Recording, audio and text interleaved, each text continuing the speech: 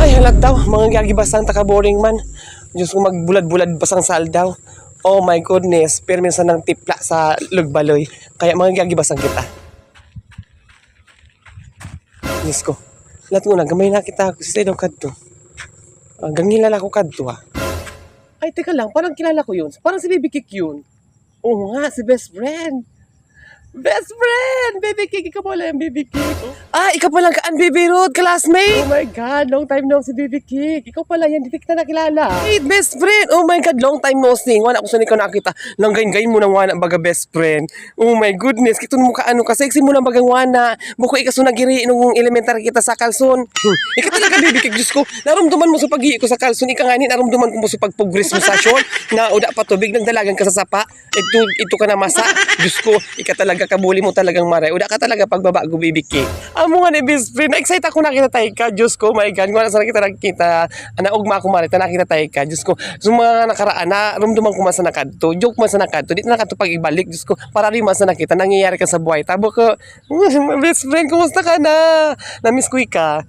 Ikaw baga super kong kakatakin sa ulaan ng elementary days pa kita. Diba? Ikaw na palang best friend ng eskwela. Ako uni man sana sa public school. Siguro ikaw na sa private school. No?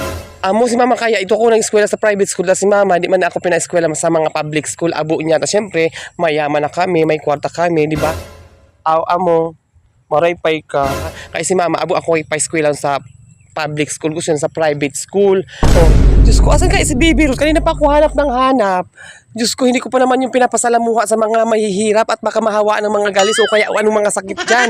Oh my God, Diyos ko, ayong anak ko talaga. Hindi nagpapaalam kung aalis. Asa kaya yan? Naku, Baby Kik nandiyan si mama. Nakita ako. Hindi ako nagpaalam. Ay, ina mo kan, Baby Ruth. Diyos ko, ngilala ko nakaan ka mata. Pobre talaga ni kan ina mo. Pag wala mo kung sisay malangkinis, balingkinitan. Bagaman nga ni Barbie. Barbing punong uring tapos Barbing turog-turog. Diyos ko, Baby Ruth, nandiyan ka lang pala. Sinong kausap mo? Diyos ko, malis ka dyan. Huwag ka makipag-usap dyan at baka may mga sakit dyan. Baka may galis dyan o kaya o kaya buning. Diyos ko, malis ka dyan. Diyos ko, Baby Ruth, malis ka dyan. Huwag ka makipag-usap dyan. Ay, mama mo siya bibilat, Diyos ko, nilala ko na kaan, talagang kamata pobre ni kan ina mong kaan, kahit magali ka na, Diyos ko, baka maintan pa kita. Diyos ko, bibilat, ilang beses ko bang sinabi sa iyo bago ka umalis sa bahay, magpaalam ka sa akin, Diyos ko, huwag ka makikipag-usap sa mga mahihirap at baka may mga sakit yan, baka mahawaan ka, kahit kilala mo pa yan, o kahit kaklase mo pa yan, or best friend mo pa yan, basta umuwi ka. Pag sinabi kong uwi, uwi. Mamaya na lang tayo mag-usap, kaya magkita na lang tayo sa susunod. Diyos ko, papagalitan ako ni mama. Kaya pasensya ka na, Baby Kik, kita na lang tayo sa susunod, ha? Uwi na muna ako.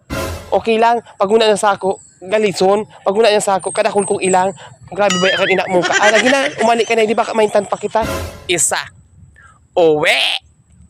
Bagaman nga ni inugmok na tubol. Grabe man ka ni ina mo ka. Sige na, magali ka na ta, baka maintan pa kita. Diyos ko, mala ka mata pobre talaga kan ina mo. Agi na, uli na. Magkita na sa kita sa susunod, best friend.